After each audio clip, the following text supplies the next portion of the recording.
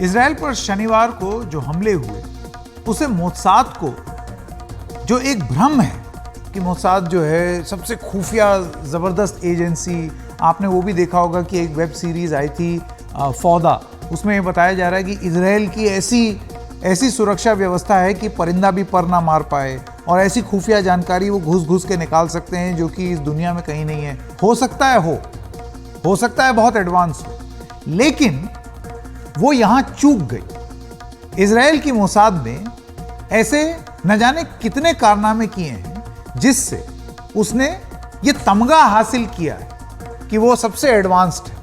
लेकिन गाजा पट्टी से हमास के ताजा हमलों की जानकारी उसे क्यों नहीं मिल पाई, ये एक बहुत बड़ा सवाल है। इजराइल वो देश है जिसने 1967 के 6 दिन के युद्ध 8 देशों को हराया था और अपने एक सैनिक के बदले दुश्मन के 23 सैनिक मार गिराए थे। अपने से कहीं ज्यादा बड़े देशों मिस्र और जॉर्डन के बड़े बड़े इलाकों पर कब्जा किया था। ये सब उपलब्धि अपनी इजराइल गिनाता था। सवाल ये उठ रहा है कि उस पर ऐसा हमला कैसे हो गया, वहां उससे इतनी बड़ी गलती कैसे हो गई कि उसको पता ही नहीं चला। What went wrong? इजराइल में इतनी बड़ी इंटेलिजेंस चूक कैसे हो गई? आइए देखते हैं रिपोर्ट।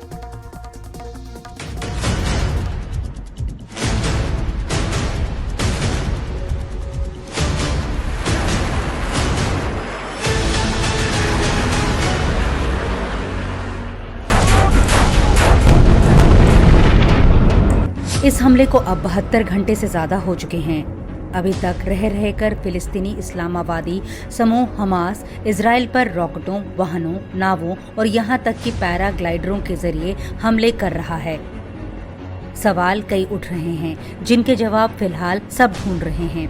वहीं इजराइल के एक बड़े नेता ने एनडीटीवी के सामने ये बात मानी कि दुनिया भर में बेहतरीन रक्षा तकनीक के लिए मशहूर देश मात खा गया। I mean, of course, we have a huge intelligence failure on our hands, and we will deal with it after we will deal with the more urgent thing we need to deal with, which is making sure we are taking their capabilities from them. We have a good history of being able to learn from mistakes instead of just agonizing over them, and this is what we're going to do. शनिवार को Hamas का हमला 1973 के बाद से Israel पर सबसे बुरा हमला था। हमास ने कई लोगों को बंधक भी बना लिया है, जिनमें से कुछ को गाजा पट्टी पर ले जाने से पहले परेड कराई गई। मीडिया सहित इजरायली वेबसाइटों और सर्वरों पर साइबर हमलों की भी खबरें अब आ रही हैं। न्यूयॉर्क टाइम्स के थॉमस फ्रीडमैन ने लिखा कि इस हमले के लिए हमास ने कई महीनों से तैयारी की। हमास ने गाजा सीमा पर युद्धाभ्यास किया, जिसे इजराइल की सेना सही तरीके से समझ नहीं पाई। सूत्रों का ये भी कहना है कि हमास ने अपनी योजनाओं को 2 वर्षों तक गुप्त रखा। हर तनाव के बाद हमास ने ये दिखावा किया कि वह पूर्ण युद्ध नहीं चाहता। विशेषज्ञों का मानना है कि हमास ने सीमा के पास कैमरे और सेंसरों को भी खराब कर दिया था ताकि सच्चाई छुपी रहे। इन सब तथ्यों के बावजूद गाजा में फिलिस्तीनियों के लिए इजराइल की नजरें कभी भी बहुत दूर तक नहीं होती। आसमानी से निगरानी ड्रोन करते हुए लगातार गूंजते रहते हैं।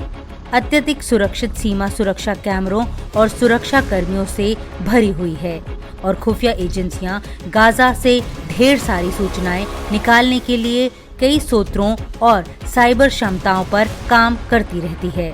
I think it made it easier for them.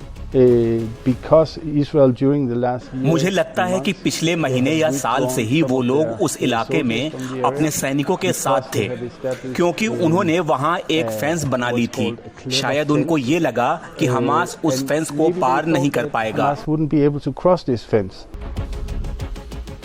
साफ है कि इजराइल में संकट अभी भी सामने है और कोई नहीं जानता कि सामान्य स्थिति कब बहाल होगी। लेकिन इस सवाल का जवाब देने से पहले कि क्या गलत हुआ, ये इजराइल की अजय छवि है जिसे गंभीर झटका लगा है। नई दिल्ली से मोहम्मद गजाली के साथ मैं नीता शर्मा, एनडीटीवी इंडिया के लिए।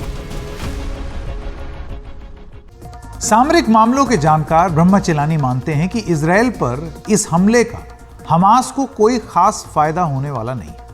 गाजा में हजारों लोग मारे जाएंगे और इससे दूसरे देशों में आतंकी संगठनों को बढ़ावा मिलेगा।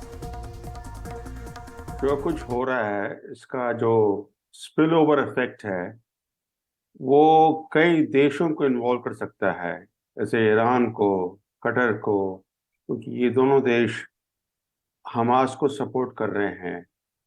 मगर दूसरी बात ये भी है कि हमास एक टेररिस्ट मिलिशिया है और जिस तरह से उसने अटैक्स किए हैं इजराइल के खिलाफ, उससे दूसरे टेररिस्ट ग्रुप्स को भी इनकरेजमेंट मिल सकता है, स्पेशली जो ग्रुप्स पाकिस्तान में बेस्ड हैं।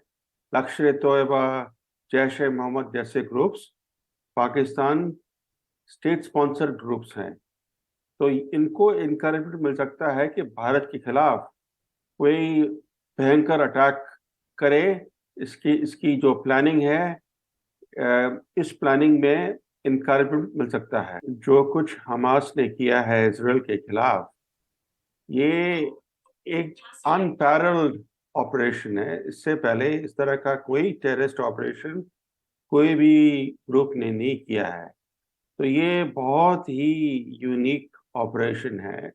जिस तरह से एक काफ़ी पावरफुल स्टेट को जिस तरह से सरप्राइज इन्फ्लिक्ट किया है हमास ने और कई ओपनिंग से अटैक किया है इजराइल को, तो ये जो ऑपरेशन है हमास का, इससे हमास का तो कोई फ़ायदा होने वाला नहीं है। कई हज़ारों लोग गाज़ा में मरेंगे और कई तो मर चुके हैं, कई हंड्रेड्स मर चुके हैं गाज़ा में।